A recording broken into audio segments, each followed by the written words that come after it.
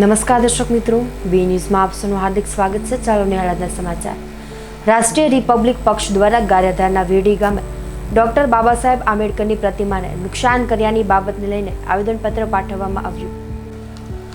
ગારિયાધાર તાલુકાના વીડી ગામે ડોક્ટર બાબા સાહેબ આંબેડકરની પ્રતિમા સાથે છેડછાડ કરી તેની પ્રતિમાને નુકસાન પહોંચાડી તેમજ મોઢાના ભાગ પર પાનની પિચકારી મારીને કોઈ અસામાજિક તત્વો દ્વારા કરેલ આ કૃત્યને લઈને રાષ્ટ્રીય રિપબ્લિક પક્ષ દ્વારા આ મૂર્તિને ખંડિત કરનાર અને આવી હરકત કરનાર અસામાજિક તત્વોને તાત્કાલિક ધોરણે ધરપકડ કરી સખ્તમાં સખ્ત સજા થાય તે અંગે રજૂઆત સાથે જિલ્લા કલેક્ટર ગૌરાંગ મકવાણાને આવેદનપત્ર પાઠવવામાં આવ્યું।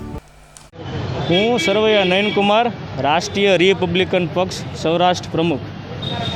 શુક્રવારે ગારિયાધાર તાલુકાના વીરડી ગામે જે આંબેડકર નગરમાં બાબા સાહેબની પ્રતિમા છે ત્યાં અસામાજિક તત્વોએ બાબા સાહેબની પ્રતિમાના ચહેરા ઉપર પાનની પિચકારી મારી છે અને એનું અપમાન કર્યું છે।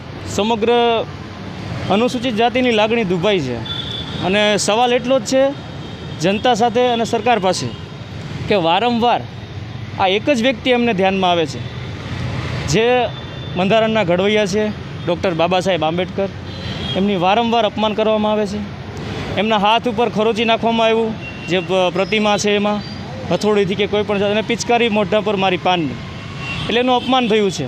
અને આ એક અમારી એક આવેદન અને નિવેદન છે કલેક્ટર સાહેબને કે આ આરોપી જલ્દીથી જલ્દી પકડાય અને એના ઉપર કાયદેસરની કાર્યવાહી થાય અને એને સજા દેવામાં આવે જે કે બીજી વાર આવું ના થાય।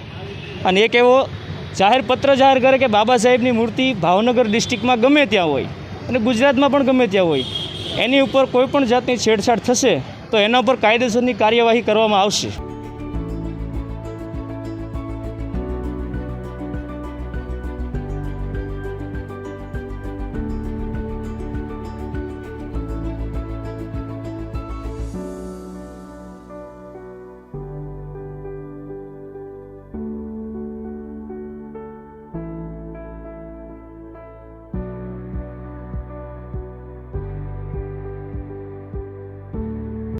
રાષ્ટ્રીય દલિત અધિકાર મંચ ગુજરાત રાજ્ય સહ કન્વીનર।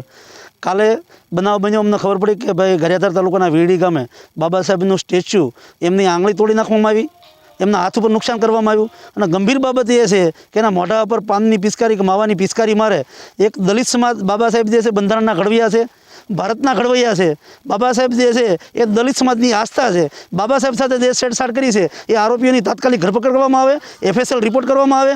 જે લોકો થૂક્યા છે એની હિન્ન કૃત્ય કરવાવાળાને આવવાના જાહેરમાં રખડા ફેરવવો જોઈએ આવા લોકોને, જેથી કરીને ગુજરાતમાં બીજો બનાવ ન બને। શિહોરની અંદર પણ આવું બન્યું હતું। ગામડે જે બાબા સાહેબની પ્રતિમા સાથે આવું કેમ?